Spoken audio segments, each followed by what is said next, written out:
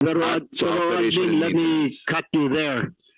Yung mga electric cooperatives, may mga alam po ako ng mga lugar na may mga gusto pong pumasok na investors. Hindi lang po dahil may hawak ko po na prangkisa yung electric cooperative na yun. I mean, there's a lot.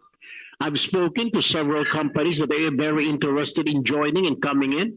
And fortunately, dahil may prangkisa, or the real talk, because pag-aari ng politiko, the cooperative, pag-aari ni governor, mayor, congressman, yun, that's real talk. Kaya, wala hong nangyayari. Kaya, pagtisa na lang natin, dahil kay Gob yan, kay mayor yan, yung ibang politiko, hindi pa nagbabayad ng kuryente. What in the world is that?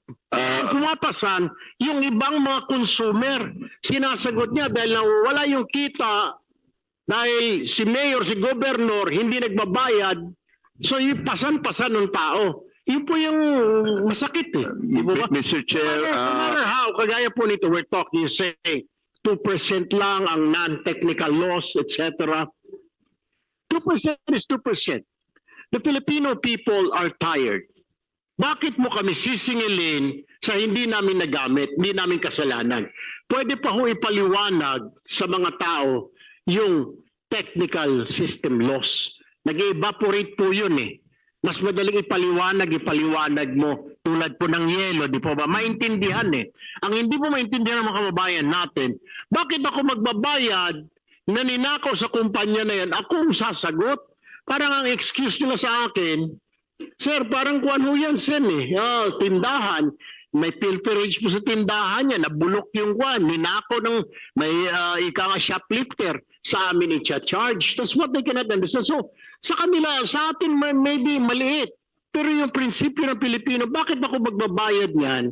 No matter how small it is, pero yung medyo mabigat po kasi, ilalabas mo sa bulsa mo na hindi mo kasalanan, and you have to pay for it. It doesn't matter if it's 1%, 2%. Pero yung prinsipyo po ng ordinaryong mamayan na magbabayad siya na hindi naman niya kasalanan.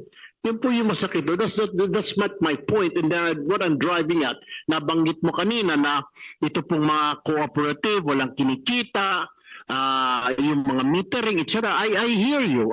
We studied that. My team did study that, and we're happy that you're helping us also in doing our research. Pero this is reality.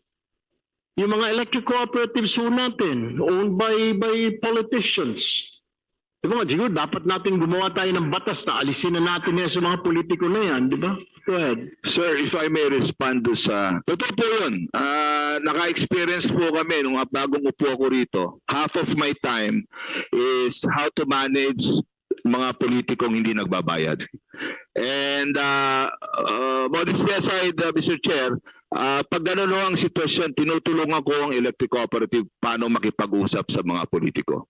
And so far, palagay ko halos ilan-ilan na lang or wala na ho siguro dahil si administrator na ho ang nakikipag-usap sa kanila na ikamamatay ng kooperatiba pag di kayo nagbayad. And they responded positively.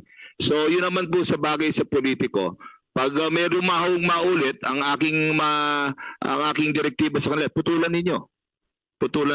And may mga politikong pinutulan namin at tatawag ko sa akin, sasabihin ko lang sa politiko, wala ho tayong magagawa yan ng polisiya. Nagbabayad naman ho. So yung mga episode na ganyan nabawasan na po.